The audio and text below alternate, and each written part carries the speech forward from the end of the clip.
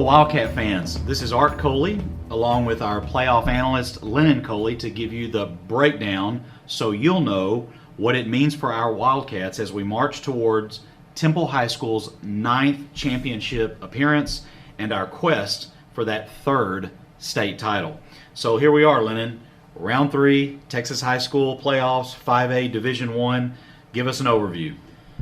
We started the season with 253 5A teams, and we're now down to the Sweet 16 in the 5A Division I bracket. This is the 3rd round out of 6. This is the regional semifinals, and there's still our four regions, so we have 8 games total. All the blue blood is still left in this bracket. All the contenders are still in. None of them have lost, but there are some big matchups this week that could narrow that field. And Temple and Port Arthur Memorial is one of those matchups. A lot of people have their eye on this game. Yeah, this is, just Sweet 16. Yeah. 253 down to 16 teams. So let's get to the overview. We're going to overview each region, and we're going to start with Region 1. The Region 1 game, we've got Lubbock Monterey versus number 4 Denton Ryan. Well, Denton Ryan was the favorite going into the playoffs in this region, and they're absolutely still the favorite. They've had 2 big wins, both in round 1 and round 2.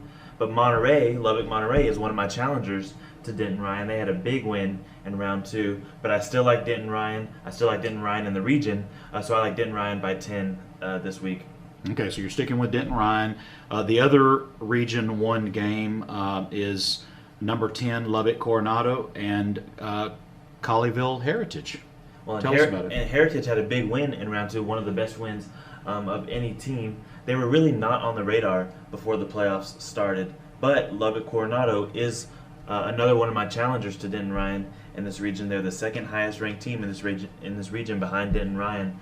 I like Coronado in a really close game, maybe by a field goal. So you're saying Coronado and Denton Ryan will be in that Region 1 final. That's what I said. Okay, so then let's go look at Region number 2. The first game there, Mansfield Lake Ridge versus Highland Park. Well, and this is a pretty good matchup right here. It's also an interesting matchup. You have a team like Highland Park, who's the winningest team in Texas high school history. Out of any classification, they have the most wins. But Mansfield Lake Ridge, they're kind of the newcomer on the block. Last year, they went to a state title game, and they lost. And they're having another good year this year. They're going to. So they're building their blue blood status. Right, yeah. they're starting to become one. Right. But Highland Park, they're the favorite here. I like them by a touchdown. So you're with Highland Park on that. The other game in that region is another Mansfield team. Says a lot about that district. Mansfield. So in this game, we've got number 13 Mansfield Legacy by an interesting Frisco Wakeland. Right. Well, Legacy is no surprise being here. Everybody had them there, but nobody had Frisco Wakeland here. If you do, you might want to go buy a lottery ticket. You should feel pretty dang lucky. They were ranked number 62 at the start of the playoffs, so they've kind of become the Cinderella team of this 5A Division I bracket. They've beaten some good teams to get here, but I think Cinderella ends this week. I like Legacy big by about 21 points. Okay, so you've got the carriage turning into a pumpkin. We're now going to move over to Region 4, which is our half of the bracket. Temple's in Region 3, but we'll come back to Region 3. So Region 4, we've got 2 games here going on, like we do for each region. Those 2 games are number 6 Richmond Foster versus Eagle Pass Wynn, and then we have Dripping Springs versus Mission Veterans Memorial. Tell us about these 2 games in Region 4. When you look at these 2 games and you see that Eagle Pass Wynn and Mission Veterans Memorial have showed up in round 3, it really speaks to how weak Region 4 is. They've beaten pretty much nobody to get here. They're both ranked outside of the top 100 on Max Preps. So I think Foster and Dripping Springs both win big this week to set up their Region 4 final in round 4. Okay, well there you have it on Lennon's picks for Region 4. Now to the region that we care the most about, Region 3, which is features our Temple Wildcats. And Lennon, the first thing that comes to mind when we look at this region is that the 4 teams that you said would be here, they're here. Yeah. And so let's start with the other game in Region 3. That's Cedar Park and Manville. Give us your thoughts on that game. Yeah. Boy, talk about a monster game, a Clash of the Titans type matchup. Both Cedar Park and Manville have been ranked number 1 and number 2 all season. All season, all season long. So this is a state championship caliber game that we're seeing in round 3. Now it kind of gives me a flashback back to 2014, round 3, Temple versus Fort Bend Ridgepoint. Okay, yeah. Well, that game you're talking about, 2014 at the Berry Center, that was where Cole Martin kicks the game-winning field goal, and all the analysts were saying that whoever won that game, whether it was Temple or Ridgepoint, would end up in the state title, and that was round 3 as well, wasn't it? That was round 3, and we went on to they were right. Temple went on to play Aledo in that. So Lennon, we've set this up a little for you. Now you have to make your pick. Is it a defending state champion Cedar Park, or is it a 6A drop down Manville? Well, there's a saying that I think applies to Texas high school football, and I think it really matters in this game, and it's called the Ric Flair principle, and it goes like this. To be the man, you got to beat the man. And right now, Cedar Park is definitely the man in 5A, having won last year's state title. But I think Manville, they really want to be the man. They're dropping down from 6A, so they want to be the 5A man, and I think they get it done in a nail-biter to beat Cedar Park and become the new man in 5A. I like Manville over Cedar Park, 27-24. Well, if there's ever a game not to look past, it's the one for Temple and Port Arthur Memorial. Right. What you're really saying, though, is that we take care of business this week. We have to knock out the man. Right. That the following whoever week. comes out of that game is the man. Either one. So now you're not only taking Manville, but you're also calling out the score. So let's see what happens this weekend with that. Now let's go to our spotlight game, the one we all care the most about. Our number 9 ranked Temple Wildcats versus number 17 Port Arthur Memorial this Saturday, 1 o'clock kickoff. Lennon, tell us what you're thinking. Well, Temple's the higher-ranked team in this game, just like you just said, number 9 versus number 17.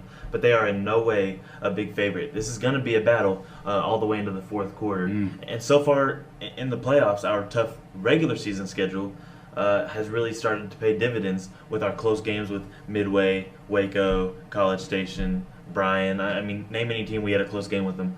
And even last week against Pflugerville-Connolly, it went all the way down to the game-winning field goal with 7 seconds left before we knew who was going to win that game. And I think Wildcat fans should expect something similar this week. Yeah, even if you back up to the first round against Corsicana, we went at a halftime close, and it was even close through the third quarter. Right. So we really found ourselves, as you talked about, into that fourth quarter experience piece, or using that experience. So you've got the 2016 Wildcats coming on, and I mean, Lennon, this is a team that it just seems to keep finding a way to win. Right. Hess back there with his leadership at quarterback, Taquan Graham, DeTavion Hall had a fantastic game last week, but just across the board, the team, they seem to have a much more of a team spirit and approach. Champions have to have that. Yeah, and that's one of the biggest compliments I think I can place about what separates this team. Maybe if we back up to 2014 when we went to the state title game, we had probably a few more stars in that year. We had more blowout games, and this is really a team that works together and finds a way to win. So we know that about the Wildcats. Tell us more about this Port Arthur Memorial Titans team. Their schedule definitely looks different than the schedule of the Wildcats. Port Arthur Memorial has 10 wins on the season. 9 of them have been comfortable or a blowout, including a 45-14 win last week against Fort Bend Elkins. Their average win this season is by 31 points versus the Cats' average win in close games of 10 points. That's a 3-touchdown difference right there. We also have talked about Port Arthur Memorial being a very fast team. Yeah, a lot of speed. I mean, usually the Wildcats take the field as the fastest team on the. We know that just from even our track results that we've had under Coach Ford. But Port Arthur Memorial, this may be more like the Waco game. Right. I mean, where we just see that kind of speed. Could be a track meet on the field. Well, knowing all of this, Lennon, what does this mean for the game? What are we talking about? Well, what it tells me is that the Wildcats are fourth quarter battle tested, and Port Arthur Memorial is not. Outside of one close district win against a good Port Neches Grove team, there's really not much to see in the fourth quarter from them. So I think if this game is close at halftime and even going into the fourth quarter, the edge starts to swing over to Temple. But if Temple has one of those slow starts like they've had, a couple times this season, we've struggled in the first quarter sometimes. That can mean trouble because Port Arthur Memorial has shown that they can really put a team away. Well, this makes me think when you've talked about we're looking for that complete game. Right. Offensively, defensively, keeping penalties in check, turnovers. This would be a good week to pull that out. Right. To pull all 4 quarters. So Lennon, what do you see is most likely to happen on Saturday? Go on record here with us today on this breakdown to say, call what you think is going to happen on Saturday. Well, I think our defense is going to show up again. Well, they've been doing that big time. I think the offense is going to start strong, using the running game. Okay. With Franklin, Jefferson, and Leach. And I think Temple takes a close lead into halftime, and that close game, fourth quarter experience pays off once again. I like the Cats by 10. 10? Okay. Well, I mean, we all agree on this broadcast, and everyone watching that we agree on the Cats. And whether it's 1 point or 20, I'll take as many points as we can. We just want to leave and get to round 4. And well, that's and there is also one more condition on that, is that on Saturday, that stadium in Cypress, Texas, it has to be our house. I mean, we've got to pack that with Wildcat Blue and crazy levels of noise when the Port Arthur offense takes the field. We need that more than any week ever. And Wildcat Nation, I don't know, Lennon, how you feel about this, but might just be an X factor in this game, because when you're comparing high school fan bases and that high school fan base, no one brings it more than Temple Wildcats and Wildcat Nation. So, well, Wildcat Nation, there's the round 3 bracket breakdown. You can hear more on the Inside Wildcat Football Coaches Show with host Alan Roark and Temple head coach Scott Stewart. That's every Monday night at 7 p.m. at Wings Pizza and Things. Also, that's broadcast on KTIM 1400. And don't forget to tune in on game day. The Wildcat football broadcast team, we will be live on air starting at noon. So while you're in your car driving to the Berry Center, we will go on air at noon Saturday on K101.7 FM and online at K1017FM.com. And finally, keep checking the Inside Wildcat Football Facebook page, where Alan Roark will keep all of Wildcat Nation up to date. Special thanks also to Photo by Skibo. We appreciate the sponsoring and putting this production together for us. So there you have it, Wildcat fans. Round 3 of the playoffs this Saturday, November 26th, FCU Stadium at the Berry Center in Cypress, Texas. Kickoff is at 1 p.m. Let's fill all 6,000 seats on that home side. Go Cats. Go Wildcats.